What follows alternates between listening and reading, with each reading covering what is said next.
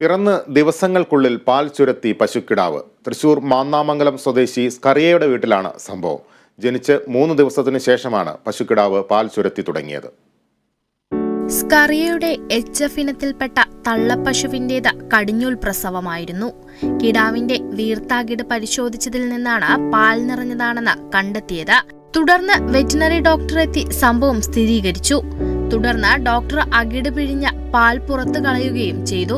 പാലുൽപാദനം കുറയുന്നതിനായി കുത്തിവയ്പും നൽകി. ഇതോടെ പാലിന്റെ അളവിൽ കുറവ് വന്നതായി ഉടമ പറയുന്നു. പ്രസവിക്കുമ്പോൾ തന്നെ അതിന് മടി ഉണ്ടായിരുന്നു. അപ്പോൾ എന്താണെന്ന് ഞങ്ങൾ അത്ര വിചാരിച്ചില്ല.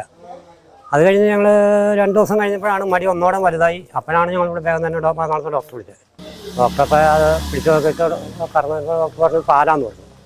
അങ്ങനെ അവർ പാല് കറന്നു. ഓരോ കഷ്ടി 1 ലിറ്റർ പാലുകളും അവർ കറന്നു. ഒരു 3 ഇഞ്ചക്ഷൻ കൊടുത്തു.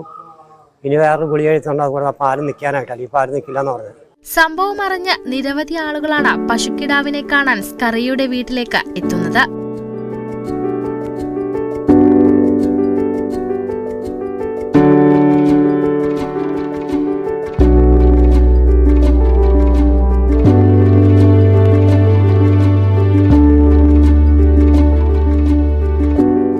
തള്ളപ്പശുവിന് നൽകിയ ഇഞ്ചക്ഷന്റെ ഭാഗമായുണ്ടായ ഹോർമോൺ വ്യതിയാനമാകാം പശുക്കിടാവ് പാൽ ചുരുത്തുന്നതിന് കാരണമായതെന്നാണ് പ്രാഥമിക നിഗമനം.